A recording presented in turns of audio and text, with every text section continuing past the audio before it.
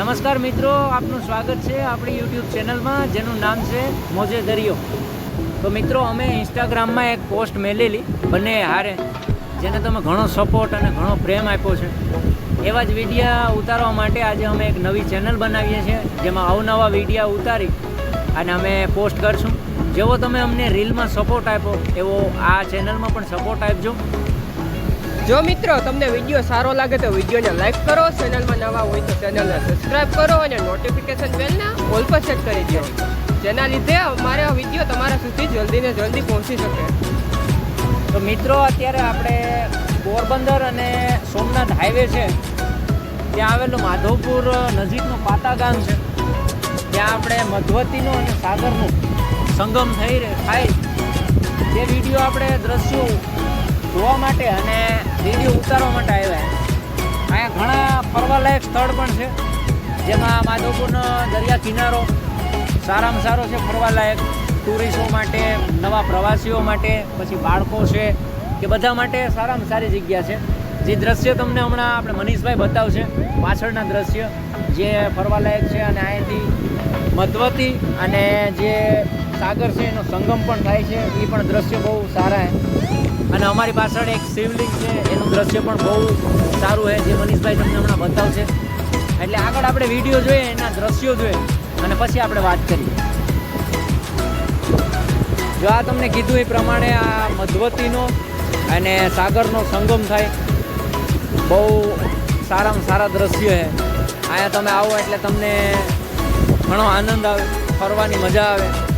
અને ક્યારેક તમે વેકેશન ઉપર અથવા પ્રવાસ ઉપર આ સાઈડ નીકળતા હોય, જે સોમનાથ પોરબંદર હાઈવે મેં તમને કીધું, માધવપુરની નજીક પાતા ગામની બાજુ, જ્યાં હાઈવે ઉપર, મેન નેશનલ હાઈવે ઉપર આ દ્રશ્ય છે મિત્રો. અહીંયા ઘણું જોવાલાયક છે, સ્થળ છે, જે તમને અમે આગળ નવા વિડીયો અપલોડ કરશું, અમે બતાવશું. પણ અત્યારે આ પહેલો વિડીયો છે એટલે અમે લાંબો વિડીયો નહીં બનાવીએ, કારણ કે આ વિડીયામાં તમે અમને કેટલોક સપોર્ટ આપો, કેટલોક પ્રેમ આપો, એને અનુલક્ષીને આગળ વિડીયો અમે ઉતારશું. બરાબર? એટલે તમે જોયું કેવા દ્રશ્ય, આ મજા આવે. મનીષભાઈ અને હું બે વિડીયો બનાવવા આવ્યા હતા. આજે વિડીયો બનાવ્યો, ઘણા રીટેક લીધા. પહેલો વિડીયો છે એટલે ઘણી વાર રીટેક લીધા, એ પછી આ શૂટિંગ થયું હે. અને કંઈ પણ આમાં ખામી હોય તો માફ કરજો, કારણ કે અમે ક્યારે આવા વિડીયો બનાવ્યા નથી લાંબા. અમે રીલ્સ ઉતારીએ લિપસિંગ કરીને, અધરવાઇઝ કોઈ ટોપિક ઉપર 30 સેકન્ડનો વિડીયો. આ વિડીયો ઘણે શું કહે મિનિટ છે, 5 મિનિટ કે 10 મિનિટ, વધીને વધારે તો નહીં અમે લાંબો બનાવીએ, કારણ કે વધારે લાંબો બનાવવાથી ઘણા માણસો કંટાળો આવે. ઘણા છે ને જોવું જ હોય નવા વિડીયો, ટૂંકમાં આવા લોકેશન જોવા હોય એ તો જોવાના છે, પણ જે માણસને કંટાળો આવતો હોય તો લાંબા વિડીયો ન હોય. એટલે આપણે વધીને બસ શોર્ટ વિડીયો બનાવીએ. પહેલાં જે આપણે આમ નજર પડે ને ત્યાંથી લઈ અને આ સાઈડ આપણે અંતર મારા હિસાબથી 2-3 કિલોમીટર જેટલું છે, જે ઓપન બીચ છે. બાકી દરિયો તો આપણે Somnath highway to Porbandar highway આખો દરિયો જ છે. પણ આ જે એટલો બીચ છે ને, અહીંયા લોકેશન સારું છે, ફરવાલાયક સ્થળ છે, જોવાલાયક સ્થળ છે, ફરવાલાયક છે, મંદિરો છે. માધવપુરમાં તો જાય તો ત્યાં પણ ઘણા એવા ફરવાલાયક સ્થળ છે તમારે જોવા હોય તો, કારણ કે ગમે ત્યારે તમે આ સાઈડથી નીકળો તો આ સ્થળમાં જોવાલાયક ઘણા એવા મંદિર છે કે જેના ઇતિહાસ છે. એ આપણે આગળ વિડીયો ઉતારશું ને, એમાં તમને બધા મંદિરોના આપણે દર્શન કરાવશું અને તમને આઈડિયા પણ આવશે કે અહીંયા એટલા સ્થળ છે. મિત્રો, તમે જોયો આ વિડીયો અમે ઉતારવા માટે આજે આવેલા હતા, જે તમને વાત કરી કે મધવતીનો ને સાગરનો સંગમ, અને એના દ્રશ્ય બહુ ઘણા સારા. મનીષભાઈ અને અમે અત્યાર સુધી વિડીયો શૂટ કર્યો, જોયું. અને મનીષભાઈ, તમારે કંઈ સબસ્ક્રાઈબરને કહેવું હોય તો કહી દો, કારણ કે આપણે જલ્દી ને જલ્દી સબસ્ક્રાઈબ વધારવાના છે, એટલે આપણે બીજા વિડીયો મૂકી શકીએ એમ તમને. અને કમેન્ટ કરજો જો તમને, અરે પાણી આવી ગયું ભાઈ, તમને જો પસંદ પડે ને વિડીયો તો કમેન્ટ કરજો. અને તમારે કયું લોકેશનનું જોવો તો અમે ત્યાં જઈને ઉતારીએ, તમને પસંદ પડવા જોઈએ વિડીયો, એના માટે આપણે ઉતારીએ. શું કહું તમારે મનીષભાઈ?